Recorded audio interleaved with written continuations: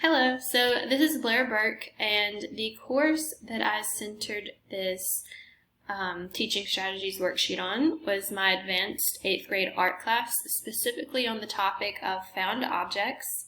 And the 4 strategies that I went with, for instructor centered, I chose lecture and demonstration. For interactive, I went with class discussion and gamification. For individualized, I went with independent projects. And then for experiential, I went with field or clinical. So for the lecture and demonstration, I specifically chose this one and tailored it to a Nearpod lesson, which is just an interactive PowerPoint pretty much. But it locks the screens on the student's laptop, so that limits any off-task behaviors.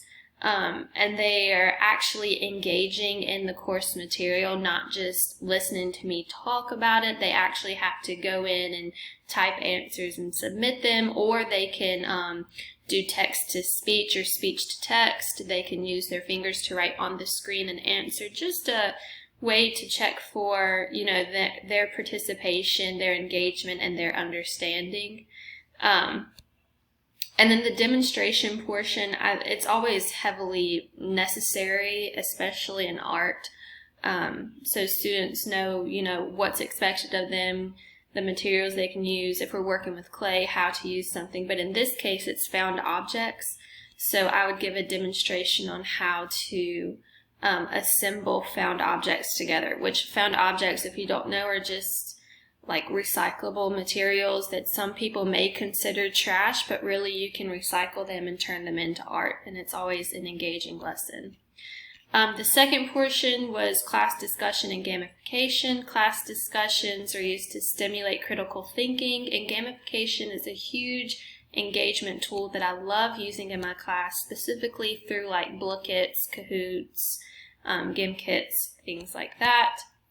The individualized portion, I chose independent projects. I feel like that's pretty much self-explanatory, but my art class is centered on personal interests and learning through working, gaining problem-solving skills, all of those things. So I chose that. And then for experiential, it's just learning by doing, and that kind of coincides with the independent projects portion.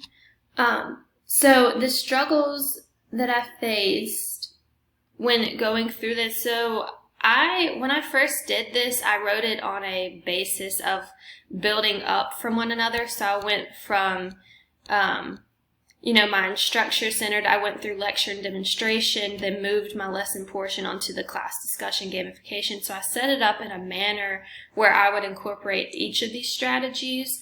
But then I went back and I was like, well, what if I taught it solely this way? So my struggle was just making sense of each strategy and how I could incorporate each strategy into the lesson. I think, learning about these different strategies and how I can implement them in my lesson was super beneficial because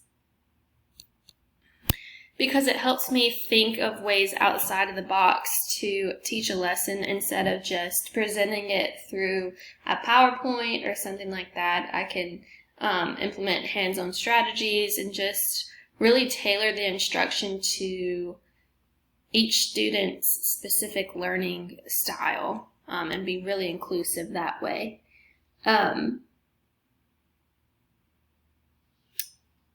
If I taught this lesson via Zoom, that's the platform that we use, the only thing that would change is, it would be a solely independent project.